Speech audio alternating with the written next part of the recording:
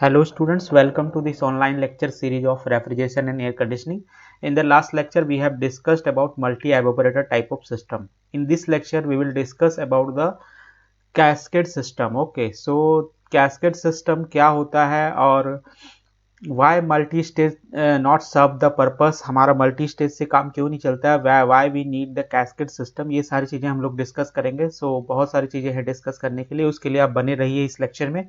ठीक है, तो अगर यहाँ पे आप डायग्राम देखेंगे कैस्केड सिस्टम का, तो कैस्केड सिस्टम का डायग्राम आपको जो सिंपल वीसीआरएस सिस्टम होता है उसी की तरह दिखेगा। बस यहाँ पे सिंपल वीसीआरएस सिस्टम को हमने दो वीसीआरएस सिस्टम को सीरीज में कनेक्ट कर रखा है। अगर आप देखेंगे तो ये नीचे आपको दिख जाएगा, यहाँ पे देखिए एक कंप्रेसर है, यहाँ पे देखिए एक हमारे पास कंडेंसर है। ठीक है, दिस इज द कंडेंसर, यहाँ पे एक्सपेंशन डिवाइस है और यहाँ पे हमारे पास एवोपरेटर है। So this is one simple vapour compression refrigeration system and this is again the upper one. ठीक है, ये वाला जो ऊपर हमारा है ये भी आप अगर आप देखेंगे तो this is high stage compressor, this is a condenser, this is expansion device and this is evaporator. लेकिन यहाँ पे एक चीज आपको अलग देखने में मिलेगी, यहाँ पे हमने कंडेंसर और एवोपरेटर को एक साथ कपल कर रखा है और इसको हमने बोला हुआ है कैस्केड कंडेंसर। सो डिटेल में हम लोग इसको डिस्कस करेंगे।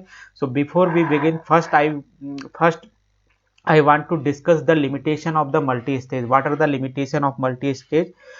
So let us discuss the limitation of multi-stage. So what is the limitation? The first limitation is the refrigerant used should have the high critical temperature and low freezing point. Okay, so कोई भी refrigerant अगर आप use करने जा रहे हो, मान लो कि आपने अपने एवोपरेटर का टेम्परेचर मान लो कि आपने +130 रखा।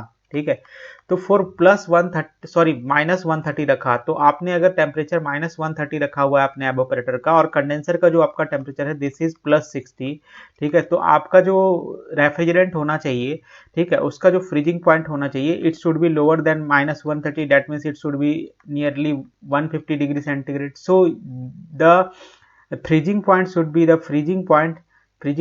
be -150. Similarly, the condenser temperature required +60 degree centigrade. For that also you will need a high critical temperature and high critical pressure. ठीक है, तो क्रिटिकल पॉइंट आपको पता होना चाहिए। क्रिटिकल पॉइंट क्या होता है, ये जब हम डोम बनाते हैं तो ये जो सबसे टॉप मोस्ट पॉइंट होता है this is known as the critical point. Okay, तो उसका जो क्रिटिकल टेम्परेचर है, मान लीजिए +60 अगर आप कंडेंसर का टेम्परेचर रख रहे हो तो इसका क्रिटिकल पॉइंट +60 से ऊपर ही होना चाहिए। ठीक है, तो ये आपकी सबसे पहली लिमिटेशन है इस मल्टी स्टेज सिस्टम की। ठीक है, उसके बाद हम यहाँ पे बात करेंगे operating pressure with a single refrigerant either become too high और टू लो। ठीक है, अगर मैं यहाँ पे ऑपरेटिंग प्रेशर की बात करूँ, मतलब अगर आप बहुत नीचे प्रेशर पे ऑपरेट कर रहे हैं या बहुत कम टेम्परेचर पे ऑपरेट कर रहे हैं, मान लीजिए कि आप TE इजिकल टू -130 पे ऑपरेट कर रहे हैं एवोपरेटर प्रेशर पे, सॉरी एवोपरेटर टेम्परेचर आपका -130 है। ठीक है, और जो आपका कंडेंसर का टेम्परेचर है that is +60। So as you can see the pressure will be also according to that. तो यहाँ पे जो प्रेशर होगा वो भी काफ़ी कम होगा, यहाँ पे जो प्रेशर होगा वो काफ़ी कम होगा आपका। ठीक है, एवोपरेटर का, और जो कंडेंसर का प्रेशर होगा वो काफ़ी ज़्यादा होगा। तो जो डिफरेंस होगा इन दोनों के प्रेशर के बीच दैट विल बी हाई। ठीक है, तो जैसा आपको पता है कि अगर आपका प्रेशर रेशियो बढ़ता है तो जो हमारे सिस्टम है उसकी वॉल्यूमेट्रिक एफिशिएंसी हमारी कम हो जाती है। ठीक है, so this is the one of the problem that we face with the multi-stage system. Okay, तो ये हमारा मल्टी स्टेज सिस्टम के साथ प्रॉब्लम है। Now come to the third limitation. The third limitation is that generally R12, R22 and NH3 system have been used in multi-stage system as other conventional working fluid may operate in vacuum at very low evaporator temperature and that leads to leakage into the system. ठीक है, देखिए जो आपका R12 है, R22 है और जो आपका NH3 है, ठीक है, ये तीन रेफ्रिजरेंट ऐसे हैं जिनको अगर हम लो टेम्परेचर पे ऑपरेट करते हैं तो भी जो हमारा एवोपरेटर में प्रेशर रहता है वो नॉर्मल रहता है। ठीक है, लेकिन अगर मान लीजिए कोई आपने ऑपरेट किया -130 डिग्री सेंटीग्रेड पे, मान लीजिए अपने एवोपरेटर को, और जो आपको प्रेशर मिल रहा है, मान लीजिए कि ये प्रेशर हमारा 0.0012 बार है। ठीक है, तो as you can see the pressure is very very low. ठीक है। तो प्रेशर हमारा चूंकि काफी कम है, ठीक है, तो प्रेशर कम है तो हमेशा ये पॉसिबिलिटी रहती है कि आपके सिस्टम में लीकेज होगा, ठीक है। और वो लीकेज जब होगा आपके सिस्टम में, मान लीजिए एवापोरेटर में कहीं लीकेज हो जाता है, तो बाहर का चूंकि जो प्रेशर है वो 1 बार है और अंदर का प्रेशर 0.0012 बार है। So always there is a possibility of leakage of air into the system. Air आपका सिस्टम के अंदर चली जाएगी या बाहर से जो भी इंप्योरिटीज है वो आपके सिस्टम के अंदर चली जाएगी। So there this is always a possibility, okay. उसके बाद देख लेते हैं नेक्स्ट। देखिए, जो पॉसिबिलिटी रहती है, हमारा जो मल्टी स्टेज सिस्टम होता है, बेसिकली मैं यहाँ पे मल्टी कंप्रेशन की बात करना चाहूंगा। तो मल्टी कंप्रेशन सिस्टम में आप देखते होंगे, मैंने बताया था आपको कि एक कंप्रेसर होता है, ठीक है। पहले हम फर्स्ट कंप्रेशन करते हैं, फिर इंटरकूलिंग करते हैं, फिर उसके बाद दोबारा कंप्रेशन करते हैं। तो आपका जो ऊपर वाला कंप्रेसर रहता है वो ज्यादा प्रेशर पे काम करता है, और जो आपका नीचे वाला कंप्रेसर रहता है वो आपका कम प्रेशर पे काम करता है। तो always there is a possibility, हमेशा ये पॉसिबिलिटी रहती है कि जो आपका नीचे वाला, that means the low stage compressor है, ठीक है, उसका लुब्रिकेटिंग ऑयल माइग्रेट करके दूसरे कंप्रेसर में चला जाए, ठीक है। So the possibility of migration of lubricating oil from one compressor to other compressor leading to the compressor breakdown. तो अगर ऐसा होता है कि आपका लो स्टेज कंप्रेसर का जो लुब्रिकेटिंग ऑयल है वो सारा का सारा आपका हाई स्टेज कंप्रेसर में चला जाता है, तो जो आपका लो स्टेज का कंप्रेसर है that will break down, okay. तो वो आपका ब्रेक डाउन हो जाएगा कंप्रेसर। उसके बाद देखते हैं next point. Next point is very low temperature in evaporator leads to large suction volume. देखिए, अगर मैं यहाँ पे बात करूं कि आपको एवापोरेटर प्रेशर -1, एवापोरेटर टेम्परेचर आपको -130 चाहिए, 130 डिग्री सेंटीग्रेड चाहिए। और जैसा मैंने बताया, मान लीजिए इसके करस्पॉन्डिंग जो सैचुरेशन प्रेशर है, दैट मीन्स जो एवापोरेटर में जो प्रेशर बन रहा है हमारा, मान लीजिए ये है हमारा 0.0012 बार, ठीक है। तो जो 0.0012 बार पे जो स्पेसिफिक वॉल्यूम होगा, स्पेसिफिक वॉल्यूम हमारा काफी ज्यादा इंक्रीज हो जाएगा। स्पेसिफिक वॉल्यूम क्या हो जाएगा, ज्यादा हो जाएगा। और जो स्पेसिफिक वॉल्यूम या जो हमारा सक्शन वॉल्यूम होगा कंप्रेसर का, देखिए जो कंप्रेसर का इनलेट है वही हमारा क्या है, एवापोरेटर का आउटलेट है। तो एवापोरेटर में अगर प्रेशर कम है तो इसका मतलब हमारा जो सक्शन वॉल्यूम होगा that is very very large, okay. तो सक्शन वॉल्यूम लार्ज होने की वजह से क्या होगा कि आपको बिगर कंप्रेसर का यूज करना पड़ेगा, क्योंकि कंप्रेसर को लार्ज वॉल्यूम हैंडल करना पड़ेगा, क्योंकि जो कंप्रेसर का साइज है that will directly depend upon the volume at the inlet of the compressor, the specific volume at the inlet of the compressor. अगर आपका स्पेसिफिक वॉल्यूम ज्यादा है इनलेट ऑफ कंप्रेसर पे, तो आपको बिगर कंप्रेसर की जरूरत पड़ेगी instead of a smaller compressor, okay. तो ये एक प्रॉब्लम है। उसके बाद high pressure in the condenser for low boiling point refrigerant, ठीक है। तो अगर आपको कोई ऐसा रेफ्रिजरेंट मिलता है जो, देखिए, जिसका आपको आप कोई भी अगर एवापोरेटर टेम्परेचर मान लीजिए कि -130 आप रखना चाह रहे हैं, तो इसके लिए आपको लो बॉइलिंग पॉइंट रेफ्रिजरेंट चाहिए होगा जो -130 पे बॉइल कर जाता हो नॉर्मल प्रेशर पे, ठीक है। क्योंकि प्रेशर आपको एवापोरेटर में जनरली जो प्रेशर रखते हैं that should be nearly up to the atmospheric pressure, sorry, it is nearly up to the atmospheric pressure 1 bar, 2 bar और 3 bar, ठीक है। Similarly the pressure in the condenser should not be very high, ठीक है। ये आपका 6-7 बार तक हो सकता है कंडेंसर का प्रेशर, लेकिन ऐसा नहीं कि कंडेंसर का प्रेशर आपका 25 बार 30 बार की रेंज में पहुंच जाए, that will be very very high, ठीक है। So it is not desirable that the pressure either become too high और too low in the condenser as well as in the evaporator, ठीक है। तो जो आपका, अगर आप कंसीडर करते हो, मान लो कि आपने -130 डिग्री सेंटीग्रेड के लिए लिया, तो आप हमेशा एक ऐसे रेफ्रिजरेंट को सेलेक्ट करोगे जो 1 बार पे जो है आपका -130 के अराउंड बॉयल होता हो, ठीक है। तभी आप अपने जो एवापोरेटर है उसको -130 पे ऑपरेट कर पाओगे। तो उसके लिए जो कंडेंसर का जनरली जो प्रेशर होता है दैट बिकम्स टू हाई। अगर आप एवापोरेटर एक रेफ्रिजरेंट आपने लिया, मान लीजिए कोई भी रेफ्रिजरेंट आपने लिया, मान लीजिए, ठीक है, मान लो आपने R23 ले लिया, तो R23 अगर आप लेते हो तो -130 डिग्री पे तो ये प्रेशर ठीक है 1 बार रहेगा, लेकिन आप अपने कंडेंसर को अगर +30 डिग्री सेंटीग्रेड या +40 डिग्री सेंटीग्रेड पे अगर आप ऑपरेट करते हो अपने कंडेंसर को, तो उस केस में जो प्रेशर होगा that will become too high, like 25 bar. तो 25 बार आपका प्रेशर हो जाएगा, so the pressure becomes too high in the condenser, ठीक है। So this is one of the problem.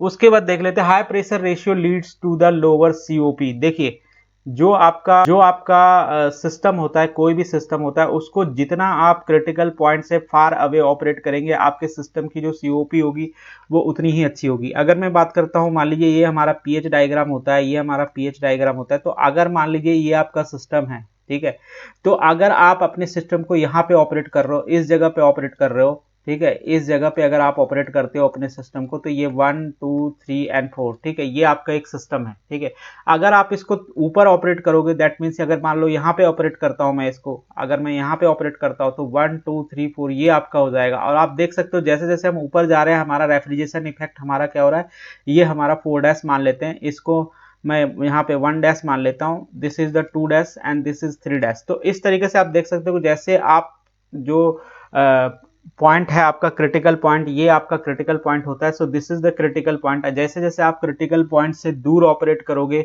उतनी ही ज्यादा आपकी सीओपी होगी। दैट मीन्स जो आपका इनिशियल साइकिल है 1 2 3 4 उसकी सीओपी ज्यादा होगी as compare to this cycle. ठीक है, तो आपको हमेशा ये जो क्रिटिकल पॉइंट है इसके अंदर ही ऑपरेट करना है, या इससे जितना ज्यादा दूर हम ऑपरेट करेंगे हमारे सिस्टम की जो सीओपी है उतना ज्यादा कारनोट के नजदीक होती है। ठीक है, we will get the COP nearer to the Carnot COP. ठीक है, रिवर्स कारनोट यहाँ पे हम यूज करते हैं, तो रिवर्स कार्नोट सीओपी के बराबर आप पहुंचोगे जितना ही ज्यादा इस जो क्रिटिकल पॉइंट्स है इससे इधर ऑपरेट करोगे। ठीक है, तो हाई प्रेशर रेशियो जब हमारा हो जाता है तो ये जो पॉइंट है ये काफी इधर आ जाता है, दैट मीन्स क्रिटिकल पॉइंट के नजदीक आ जाता है, और ये पॉइंट काफी लोअर हो जाता है। तो इस वजह से जो हमारे सिस्टम की सीओपी है वो काफी ज्यादा घट जाती है। ठीक है, तो ये सारे लिमिटेशंस थे हमारे पास यहाँ पे, these are the limitations of multi stage system. Now come to the before going to the cascade system, first I want to discuss some limitations with the refrigerant कि refrigerants के साथ क्या limitations है।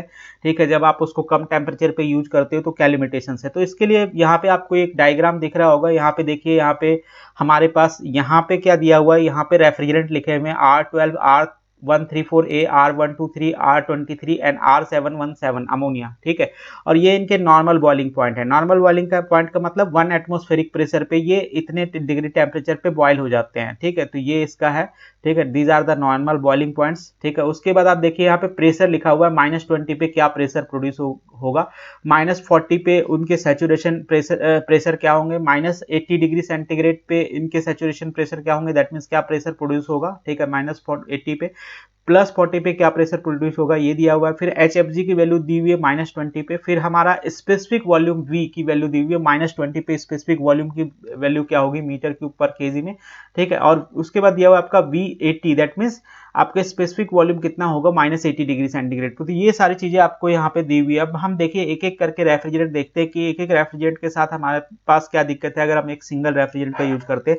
सबसे पहले मान लीजिए कि मैं R22 सेलेक्ट करता हूँ। ठीक है, और R22 को अगर मैं -40 पॉइंट, दैट मीन्स -40, देखिए इसका नॉर्मल बॉइलिंग पॉइंट है -40.81, मतलब अगर मैं -40 के लिए यूज करता हूँ तो एवोपरेटर में जो प्रेशर प्रोड्यूस होगा that is nearly 1 atmospheric pressure. ठीक है, तो अगर मैं इसको यूज करता हूँ -20 के लिए, ठीक है, देखिए यहाँ पे -20 के लिए अगर मैं यूज करता हूँ, ये वैल्यू आप देख सकते हो, -20 के लिए मैं यूज करता हूँ तो जो प्रेशर है that is 2.45. okay, so pressure is 2.45, but if we want to use that same refrigerant for -80, अगर मैं -80 के लिए यूज करता हूँ तो you can see the value of the pressure, the value of pressure is very low, that means 0.1037 bar. You can see this value 0.1037 bar, this value.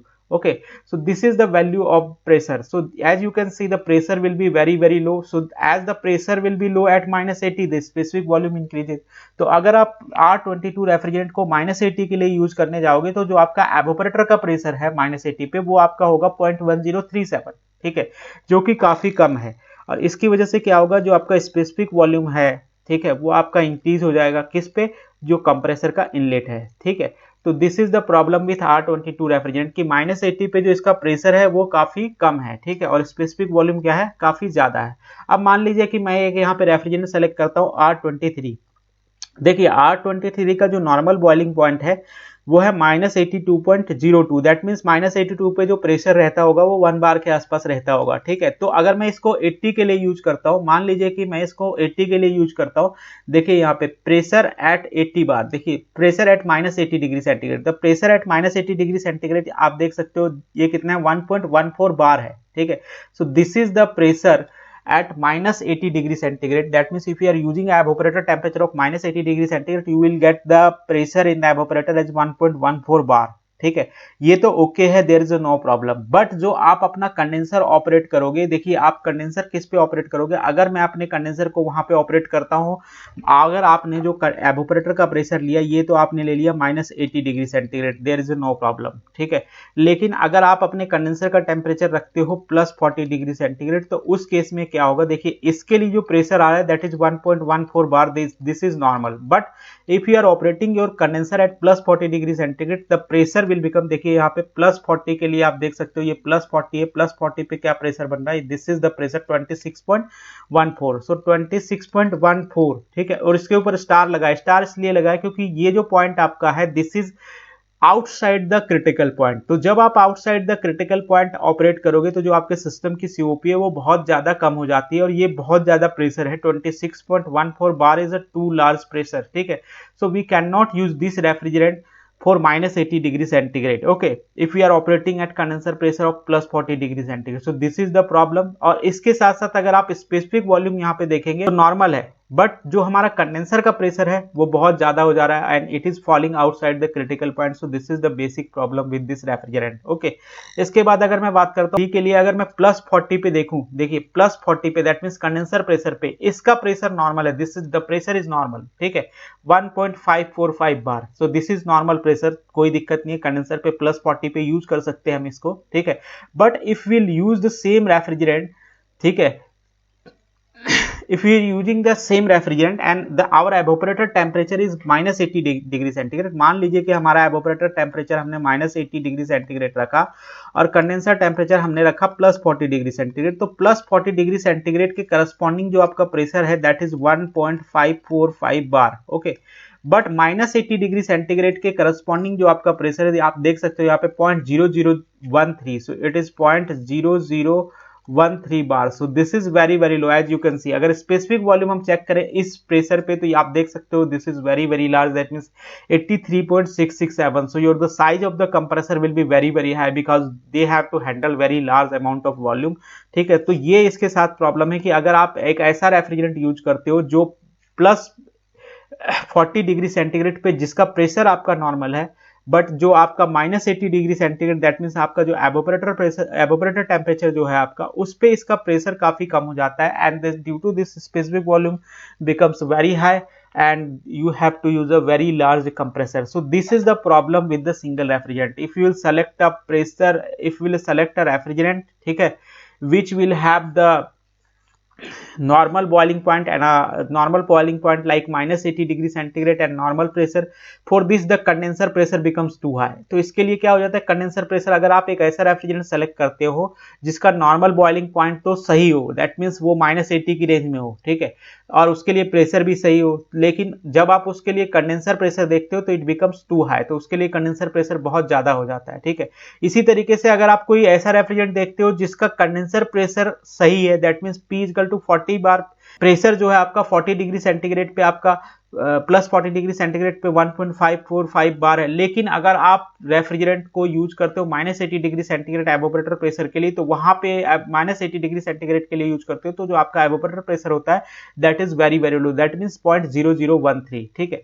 तो यहाँ से आपको एक बात समझ में आ जानी चाहिए कि जो भी आपके लो बॉइलिंग पॉइंट रेफ्रिजरेंट है, that means this is the low boiling point refrigerant, जो भी आपका लो बॉइलिंग पॉइंट रेफ्रिजरेंट है, the condenser pressures of that refrigerant becomes too high, जो कंडेंसर प्रेशर है उसका बहुत ज्यादा हो जाता है। सिमिलरली इस तरह के रेफ्रिजरेंट है जो कंडेंसर में नॉर्मल प्रेशर प्रोड्यूस करते हैं, उनके लिए जो एवोपरेटर का प्रेशर है वो काफी कम हो जाता है। So this is the problem with using the single refrigerant, okay. So now we will discuss the तो generally क्या होता है, when the difference between condenser and evaporator temperature is 150 degree centigrade, single system cannot work and we need the cascade system। इसीलिए हमें यहाँ पे cascade system की जरूरत पड़ती है, और कैस्केड सिस्टम में हम मोर देन वन रेफ्रिजरेंट को यूज, मान लीजिए कि आपके पास एक यहाँ पे सिस्टम है, ठीक है, एक कोई सिस्टम में मान लेता हूँ, ये मान लेता हूँ मैं एक हमारा सिस्टम है, this is one of the VCRS system, ठीक है, एक कोई हमारे पास system है, this is the system in which we have the component like evaporator, condenser, compressor and expansion device, ठीक है। ये मैं मान लेता हूँ कि evaporator है, this is the evaporator, ठीक है, और यहाँ पे मैं मान लेता हूँ कि ये हमारे पास condenser है, this is the condenser, ठीक है, ये हमारे पास condenser है, ठीक है। और ये हमारे पास एवोपरेटर है, ये एक्सपेंशन डिवाइस है और ये कंप्रेसर है, ठीक है। ये एक्सपेंशन डिवाइस है, ये हमारे पास सिस्टम है, ठीक है। अगर इस सिस्टम में मान लो कि आप इसको ऑपरेट कर रहे हो -120 डिग्री सेंटीग्रेड पे, ठीक है, और उसके लिए जो आपका कंडेंसर का टेम्परेचर बन रहा है, ठीक है, वो मान लीजिए कि आपका जो कंडेंसर का टेम्परेचर है that is -20 degree centigrade, okay.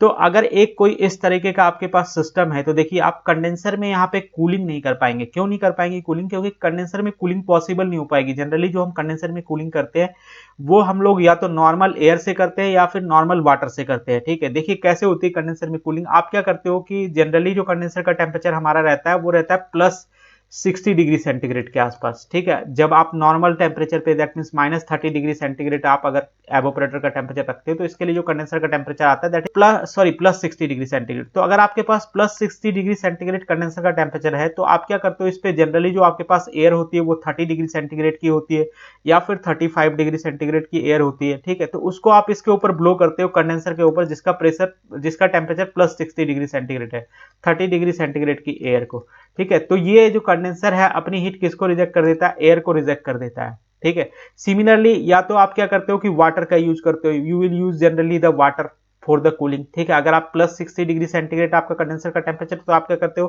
कि कूलिंग वाटर का यूज करते हो। यहाँ से कूलिंग वाटर आप इन करते हो, water in and water out in the condenser, और आपका जो वाटर है वो जो कंडेंसर की हीट है, कंडेंसर में जो रेफ्रिजरेंट फ्लो कर रहा है उसकी हीट को ले लेता है, ठीक है। तो आपके पास जो कंस्ट्रेंट है वो ये है कि आपके पास जो कूलिंग के लिए एबिलिटी है वो normal water that means 30 degree centigrade या 25 डिग्री सेंटीग्रेड के आसपास का आपके पास वाटर होता है, ठीक है, या तो आपके पास एयर होती है नॉर्मल टेम्परेचर की, ठीक है। तो मान लीजिए कोई एक सिस्टम है जिसमें आपने एवोपरेटर टेम्परेचर -120 रखा, तो उसके लिए कंडेंसर टेम्परेचर जो है होता है दैट बिकम्स -20 डिग्री सेंटीग्रेड अगर आप एक रेफ्रिजरेंट का यूज कर रहे हो तो, ठीक है। तो ये आपके साथ यहाँ पे प्रॉब्लम है, ठीक है, कि देखिए -20 डिग्री सेंटीग्रेड वाले रेफ्रिजरेंट को हम क्या कर सकते हैं, हम यहाँ पे कंडेंसेशन नहीं कर सकते हैं क्योंकि इसके लिए हमें एक ऐसा रेफ्रिजरेंट इसके लिए हमें एक ऐसा फ्लूइड चाहिए होगा जिस फ्लूइड का टेम्परेचर -20 डिग्री सेंटीग्रेड से कम हो, ठीक है। तो इसके लिए हम लोग क्या करते हैं कि we will make another system, हम एक और सिस्टम ले लेते हैं और इस तरीके का एक सिस्टम हमने ले लिया जिसमें एक कंप्रेसर लगा होता है, ठीक है, और यहाँ पे भी हमारे पास एक एवोपरेटर होता है, ठीक है, एक एवोपरेटर होता है, ठीक है। एक एक्सपेंशन डिवाइस लगा देते हैं, हम एक एक्सपेंशन डिवाइस लगा देते हैं, ये हमने एक्सपेंशन डिवाइस लगा दी, ठीक है, सॉरी ये इस तरीके से एक्सपेंशन डिवाइस लगा दी, ठीक है। और उसके बाद फिर हमने यहाँ पे एक कंडेंसर लगा दिया, ठीक है, ये हमारे पास सिस्टम हो गया, दिस इज द कंडेंसर, ठीक है। और ये जो एवोपरेटर है आपका, ये वाला जो एवोपरेटर है जो ऊपर वाले सिस्टम में, इस एवोपरेटर को हम लोग 25 डिग्री सेंटीग्रेड पे ऑपरेट कराते हैं, ठीक है। तो होता क्या है कि ये जो हमारे पास कंडेंसर है, ठीक है, इस सिस्टम में जो भी फ्लूइड फ्लो कर रहा है उसकी हीट को ये ले लेता है, ठीक है। This heat, the heat of condenser will be rejected to this evaporator, ये जो ऊपर वाले सिस्टम का एवोपरेटर है इसको रिजेक्ट कर देते हैं और इन दोनों को एक साथ हम यहाँ पे कपल कर देते हैं। We will couple condenser of this low stage system with the evaporator of this high stage system, we will couple like this, ठीक है। क्यों कपल कर रहे हैं? क्योंकि देखिए आपके पास अब यहाँ पे -25 डिग्री सेंटीग्रेड का एवोपरेटर है, तो जो आप इसकी हीट है उसको आप इस एवोपरेटर को रिजेक्ट कर सकते हो और वो हीट यूज हो रही है यहाँ पे एवोपरेशन के लिए, ठीक है। तो रेफ्रिजरेशन इफेक्ट आपको यहाँ पे मिलेगा इसमें, ठीक है, यहाँ पे आपको कोई रेफ्रिजरेशन इफेक्ट नहीं मिल रहा है, ठीक है। तो इस तरीके से अगर हम यहाँ पे कपल कर देते हैं तो ये जो चीज होती है इसी को बोलते हैं cascade condenser. This is called as cascade condenser, okay.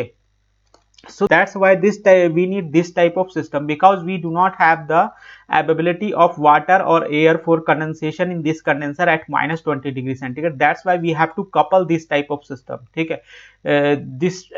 that's why we have to couple the VCR system in this type of stages, ठीक है। ये स्टेजेस आपकी 2 हो सकती है या 2 से ज्यादा भी हो सकती है, according to the requirement we can multiply the stages. 1-2 stage भी हो सकते हैं, 3 स्टेज भी हो सकते हैं, 4 स्टेज भी हो सकते हैं, अकॉर्डिंग टू द रिक्वायरमेंट, ठीक है।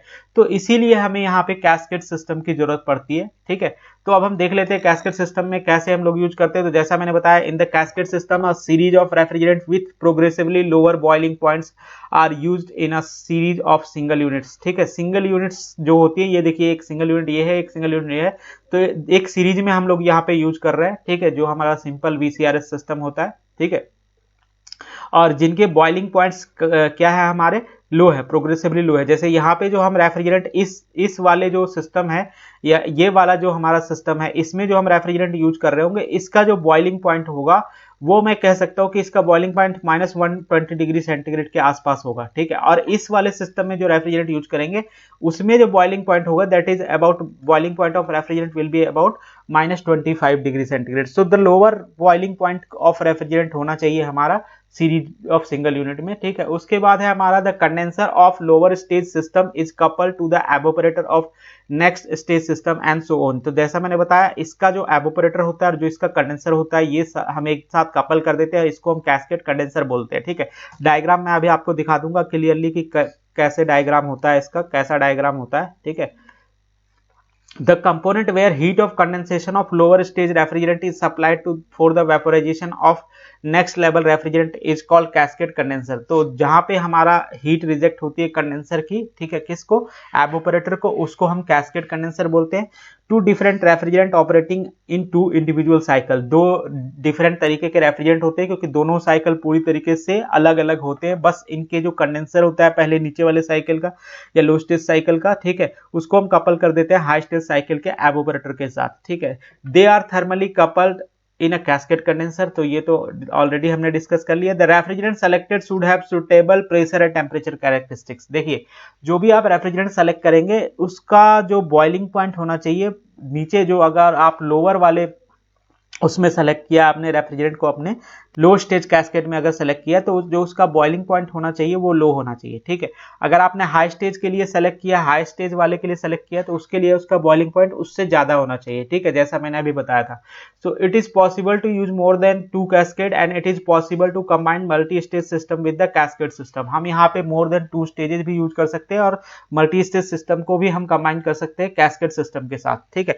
तो ये देखिए यहाँ पे डायग्राम मैं दिखा देता हूँ आपको, ये देखिए इस तरीके का डायग्राम है, तो आप साफ साफ देख सकते हो कि ये आपका एक single stage VCRS vapour compression refrigeration system है। जो सिंपल सिस्टम आपने पढ़ा था वो है यहाँ पे, ठीक है, ये देख सकते हो आप, एक एवोपरेटर लगा हुआ है, एक कंडेंसर लगा है, एक एक्सपेंशन डिवाइस लगी है, एक कंडेंसर लगा है, ठीक है। लेकिन आप यहाँ पे देख सकते हो कि जो कंडेंसर है और जो हमारा एवोपरेटर है, ठीक है, इसको हमने एक साथ यहाँ पे कंबाइन कर दिया है, ठीक है, और इसको हमने क्या बोला हुआ है, कैस्केड कंडेंसर बोला हुआ है, ठीक है। यहाँ पे आपका कुछ नहीं हो रहा है, देखिए ये जो लाइन है ये पूरी तरीके से अलग है, इसकी पाइपलाइन पूरी तरीके से अलग है, ठीक है। बस यहाँ पे हम लोग हीट एक्सचेंज करा रहे हैं। The heat of condenser is supplied for the vaporisation of this next stage refrigerant, ठीक है। तो जनरली जो हम लोग यूज करते हैं रेफ्रिजरेंट यहाँ पे, ठीक है, वो हम लोग रेफ्रिजरेंट यूज करते हैं जिनका बॉइलिंग पॉइंट जो हो वो हमारा प्रोग्रेसिवली कम हो, ठीक है। यहाँ पे ऐसा रेफ्रिजरेंट यूज करेंगे जिनका बॉइलिंग पॉइंट कम होगा, और यहाँ पे ऐसा रेफ्रिजरेंट यूज करेंगे जिसका बॉइलिंग पॉइंट इस वाले रेफ्रिजरेंट से ज्यादा होगा, ठीक है। दूसरा, ऊपर आप देख सकते हो, ऊपर भी एक सिंगल स्टेज सिस्टम लगा हुआ है, बस इन दोनों को हमने कपल कर दिया। ये मोर देन 1 स्टेज हो सकती है, यहाँ पे हमारे पास 2 स्टेज है, ठीक है। इसी तरीके से आप 3 स्टेज 4 स्टेज पे भी जा सकते हो। तो ये डायग्राम आप ध्यान से देख लो, कुछ भी नहीं है इस डायग्राम में। आपके यहाँ लो स्टेज कंप्रेसर है, कंडेंसर है, एक्सपेंशन डिवाइस है, एवोपरेटर है। यहाँ आपका हाई स्टेज कंप्रेसर है, कंडेंसर है, एक्सपेंशन डिवाइस है, एवोपरेटर है, ठीक है। और यहाँ पे हमने एक साथ कपल कर दिया है, ठीक है, किसको, कंडेंसर को इस जो लोअर स्टेज सिस्टम का है और एवोपरेटर को एक साथ, ठीक है। तो जैसा मैंने अभी आपको पीछे बताया था कि किस तरीके से ऑपरेट करते हैं, ठीक है। तो now come to the PH diagram of this particular cascade system, ठीक है। तो ये कैस्केड सिस्टम का लाइन डायग्राम यहाँ पे बनाया हो, वही डायग्राम है, सिमिलर डायग्राम है।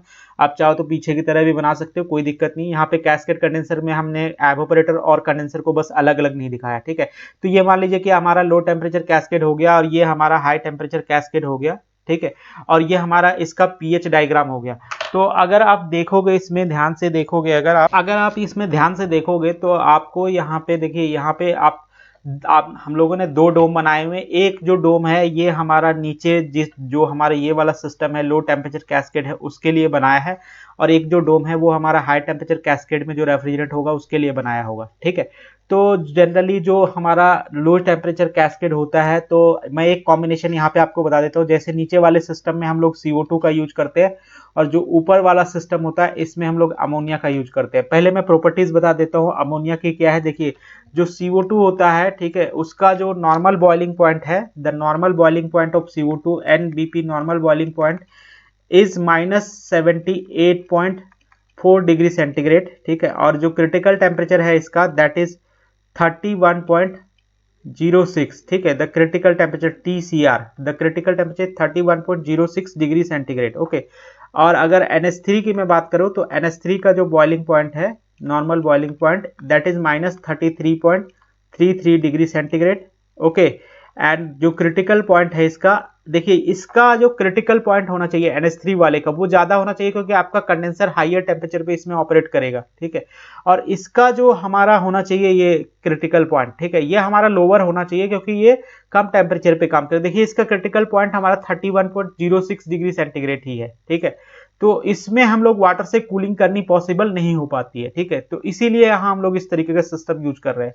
लेकिन ये जो ऊपर रेफ्रिजरेंट है, दैट मींस इस वाले सिस्टम में जो रेफ्रिजरेंट है, ऊपर वाले सिस्टम में जो रेफ्रिजरेंट फ्लो कर रहा है, इसका जो बॉइलिंग क्रिटिकल पॉइंट होता है that is nearly 132.25 degree centigrade. So as you can see the critical point is very very high. इस पॉइंट, ये जो पॉइंट है that is 132.25 degree centigrade, okay. और ये जो पॉइंट है दैट इज 31.06 डिग्री सेंटीग्रेड, ठीक है। अगर नीचे वाले सिस्टम में बोलूं CO2 यूज कर रहे हैं, ऊपर वाले सिस्टम में अमोनिया यूज कर रहे हैं, तो देखिए आप जो नॉर्मल बॉइलिंग पॉइंट है आपका, ठीक है, वो प्रोग्रेसिवली लोअर है, ठीक है। इस वाले सिस्टम में जो यूज कर रहे हैं उसका बॉइलिंग पॉइंट लोअर है, किससे? अमोनिया से, ठीक है। अमोनिया का बॉइलिंग नॉर्मल बॉइलिंग पॉइंट -33 है और इसका 78.4 है, ठीक है। तो इस तरीके से आप इसका pH डायग्राम बना सकते हो। सिमिलरली अगर आप चाहो तो इसका आप TS डायग्राम भी बना सकते हो, ठीक है। बिल्कुल सेम तरीके से आपको क्या करना है, जो सिंगल स्टेज सिस्टम दो होते हैं उसी तरीके से आपको डोम बना लेने हैं। इस तरीके से आपको दो डोम बना लेने हैं, ठीक है। एक डोम आपका इसके लिए हो जाएगा CO2 के लिए, और दूसरा डोम आपको बनाने है किसके लिए? अमोनिया के लिए। एक डोम आपका CO2 के लिए हो जाएगा, एक आपका अमोनिया के लिए हो जाएगा। और उसके बाद इसमें सिंपल जो VCRS सिस्टम होता है, मतलब ये वाला जो डायग्राम होता है, ये वाला जो डायग्राम होता है, ठीक है, ये वाला डायग्राम, ये डायग्राम आपको बना देना है, ठीक है। एक इसमें बना दीजिए और एक उसमें बना दीजिए, ठीक है। इस तरीके से आप बना सकते हो कैस्केड सिस्टम का डायग्राम। मैं अब एप्लीकेशन बता देता हूँ आपको कैस्केड सिस्टम की। देखिए कैस्केड सिस्टम यूज होता है हमारा generally liquefaction of petroleum vapours. ज्यादातर ये केमिकल इंडस्ट्री में यूज होता है, ठीक है। तो केमिकल इंडस्ट्री में भी काफी ज्यादा यूज होता है, जहां पे हमें लिक्विफेक्शन करनी होती है। तो लिक्विफेक्शन ऑफ पेट्रोलियम वेपर्स के लिए यूज होगा, लिक्विफेक्शन ऑफ इंडस्ट्रियल गैसेस के लिए यूज होगा, ठीक है। And manufacturing of Dryas, Dryas आपका क्या होता है? Solid carbon dioxide, solid carbon dioxide, जिसमें एक तरह का ये हमारे पास कह सकते हैं कि ऐसा सब्सटेंस है जिसमें सब्लिमेशन होता है, और सब्लिमेशन के थ्रू भी हम लोग इसमें रेफ्रिजरेशन मिलता है हमें, ठीक है। तो manufacturing of the dry ice, that means for making the solid CO2 you can also use this cascade system, okay. उसके बाद डीप फ्रीजिंग के लिए यूज होता है। Deep freezing that means when you require very low temperature like -150 degree centigrade, then we will use the cascade system, तब हम cascade system use करेंगे, ठीक है। तो डीप फ्रीजिंग के लिए भी यूज होगा। तो एडवांटेज क्या है कैस्केड सिस्टम के? देखिए सबसे पहला एडवांटेज क्या है, since each cascade system uses a different refrigerant. देखा, जैसा मैंने बताया आपको कि इसमें डिफरेंट रेफ्रिजरेंट आप यूज कर सकते हो, मोर देन वन रेफ्रिजरेंट हम यूज करते हैं। जो हमारा लोअर स्टेज सिस्टम है उसमें अलग रेफ्रिजरेंट है, जो हायर स्टेज सिस्टम है उसमें अलग रेफ्रिजरेंट है, ठीक है। और दोनों के बीच ये ध्यान रखिएगा कि दोनों सिस्टम के बीच कोई हमारा फिजिकल कनेक्शन नहीं होता है, ठीक है, उनकी पाइपलाइंस के बीच में, ठीक है। बस हम लोग हीट एक्सचेंज कराते हैं जो हमारा लोअर स्टेज सिस्टम का कंडेंसर है और जो हायर स्टेज सिस्टम का एवोपरेटर है इसके बीच, ठीक है। There is no physical pipeline connection between these two, ठीक है। हमारा एक चैम्बर में रख देते हैं हम एक कंडेंसर को, और उसका जो एवोपरेटर होता है हायर स्टेज सिस्टम का उसको, और वहां पे हम लोग हीट एक्सचेंज कराते हैं बस, ठीक है। There is no direct connection between pipelines of lower stage system and the higher stage system because these two are truly separate. So in the lower stage system we use the different refrigerant and in the higher stage system we use the different refrigerant, ठीक है। तो इसीलिए यहाँ पे cascade system में हम लोग क्या करते हैं, cascade system usage a different refrigerant, ठीक है। It is possible to select a refrigerant that is best suited for the particular temperature range. Very high or very low pressure can be avoided, ठीक है। तो इसका फायदा हमें ये होता है कि हमें कंडेंसर में वेरी हाई प्रेशर और एवोपरेटर में वेरी लो प्रेशर को हम यहाँ पे अवॉइड कर सकते हैं by using more than one refrigerant, ठीक है। क्योंकि प्रॉपर्टीज हम उसी हिसाब से रेफ्रिजरेंट सेलेक्ट कर सकते हैं जिस हिसाब से हमें प्रॉपर्टीज चाहिए होंगी, ठीक है। दूसरा यहाँ पे देखिए migration of lubricating oil from one compressor to other compressor is prevented, क्योंकि यहाँ पे दोनों ही सिस्टम के बीच कोई फिजिकल पाइपलाइन में कनेक्शन नहीं होता है तो आपका जो नीचे वाला कंप्रेसर है वो पूरा एक तरीके से एक प्रेशर पे काम कर रहा है, ऊपर वाला जो आपका कंप्रेसर है वो दूसरे प्रेशर पे काम कर रहा है, ठीक है। So these two systems are truly separate, two compressors are truly separate, there is no pipeline connection between two compressors, ठीक है। तो that's why here the migration of lubrication oil is also avoided और it is prevented, ठीक है। तो यहाँ पे migration of lubrication oil को भी हम प्रिवेंट कर सकते हैं, ठीक है। उसके बाद अगर आप ऑप्टिमम टेम्परेचर आप कैलकुलेट करते हो, तो ऑप्टिमम टेम्परेचर आप कैलकुलेट करते हो, then you can calculate the optimum temperature as TC optimum as TE into TC root under TE into TC, ठीक है। देखिए ये जो ऑप्टिमम टेम्परेचर हम लोग कैलकुलेट करते हैं वहां पे हमारा ये देखिए पहले टीसी और टीई क्या है, TC and TE are the evaporator temperature of low stage cascade and condenser temperature of high stage cascade respectively. देखिए ये मैं बता देता हूं आपको कैसे कैलकुलेट करना है। तो इसको कैलकुलेट करने के लिए आपको क्या करना है कि मान लीजिए कि यहाँ पे जो टेम्परेचर है इसको हमने टीसी बोल दिया, यहाँ पे जो टेम्परेचर है इसको हमने टीई बोल दिया, और यहाँ पे जो टेम्परेचर है इसको जनरली हम बराबर मान लेते हैं। जो यहाँ पे इस स्टेज का जो भी कंप्रेसर होगा, चलिए मैं पीछे का डायग्राम में बता देता हूँ, इसमें ज्यादा क्लियर होगा। देखिए मान लेते हैं कि जो यहाँ का इस स्टेज का कंप्रेसर है, इस स्टेज का जो कंडेंसर है इसका टेम्परेचर टीसी मान लेते हैं, इसका टेम्परेचर टीई मान लेते हैं, ठीक है। और इसका जो एवोपरेटर का टेम्परेचर है और जो कंडेंसर का टेम्परेचर है इसको हम for ideal case we will take this equal, ठीक है। That means TE1 is equal to TC1, ठीक है, ये बोल देते हैं TC1, ठीक है इसको। तो अगर हमें ये निकालना है कि क्या होना चाहिए, यहाँ का जो टेम्परेचर है ये क्या होना चाहिए, ठीक है। तो इसके लिए हमें क्या करना पड़ेगा कि we will assume the COP of these two cycles to be equal, that means इसकी COP को इसकी COP के बराबर मान लेंगे। We will assume the Carnot COP of these two cycles to be equal, इस साइकिल की जो कार्नोट COP होगी वो इस साइकिल की कार्नोट COP के बराबर होगी। तो अगर इस साइकिल की मैं कार्नोट COP लिखता हूं तो इस साइकिल की जो COP होगी, COP कार्नोट की अगर मैं बात करूंगा इसकी, तो COP कार्नोट जो होगी इसकी that is nothing but lower temperature upon lower temperature minus higher temperature minus lower temperature, that means TC1 TE upon के TC माइनस TE होता है, तो TE divided by TC, that means TC इसका कितना है TC1 है minus TE, okay. So this will be the COP of this Carnot, और इस कार्नोट की जो COP होगी इसकी COP कितनी होगी, इसकी COP ऑफ कार्नोट जो होगी that is nothing but COP Carnot जो इसकी होगी that is nothing but TE, that means यहाँ पे TE क्या है TE1 है upon TC minus TE, that means TC minus TE1, ठीक है। तो ये हमारा इसकी COP होगी, जिसको आप ऐसे भी लिख सकते हो TC1, क्योंकि TE1 की वैल्यू किसके बराबर हमने मानी है TC1 के बराबर, तो TC1 upon TC minus TE1, ठीक है। और हम ये मानते हैं कि इन दोनों साइकिल्स की जो कार्नोट COP है वो बराबर है। इसका मतलब क्या है कि TC1 अपॉन TC माइनस, इसको भी C1 लिख लेते हैं, ठीक है। TC1 इज इक्वल टू हमारा आ जाएगा TE अपॉन के TC1 माइनस TE, ओके। तो अगर इसको आप सॉल्व करोगे तो यहाँ पे देखो TC1 का square will be equal to minus TC1 into TE, ठीक है, will be equal to TCTE minus TC1 into TE, okay. तो ये तो आपका कैंसल आउट हो जाता है, तो यहाँ पे देखिए आपका क्या बचा TC बचा, तो TC1 की जो वैल्यू होगी दैट इज द TCTE का रूट अंडर, ठीक है। वेयर TC, यहाँ पे ध्यान रखना ये TC इस वाले ऊपर वाले सिस्टम का टेम्परेचर है, कंडेंसर टेम्परेचर, और TE आपका ये जो लोअर वाला सिस्टम है इसका एवोपरेटर टेम्परेचर। तो इस तरीके से आप निकाल सकते हो इसको, ठीक है, इस तरीके से आप डिराइव कर सकते हो चाहो तो, ठीक है। ये जो हमारा आया है optimum temperature, the optimum temperature, this is the optimum temperature and by this way you can derive this optimum temperature, ठीक है। अब मैं यहाँ पे कुछ और चीजें बताना चाहूंगा आपको, सिलेक्शन कैसे करते हैं रेफ्रिजरेंट का कैस्केड सिस्टम का। तो इसका तो आपको अभी तक आइडिया लग गया होगा कि जो लोअर बॉइलिंग पॉइंट वाले रेफ्रिजरेंट होते हैं उनको हम लो टेम्परेचर कैस्केड में सेलेक्ट करते हैं, और जो हायर बॉइलिंग पॉइंट वाले रेफ्रिजरेंट होते हैं उनको हम हायर टेम्परेचर कैस्केड वाले में सेलेक्ट करते हैं, ठीक है। तो देखिए यहाँ पे या हायर स्टेज में सेलेक्ट करते हैं, ठीक है।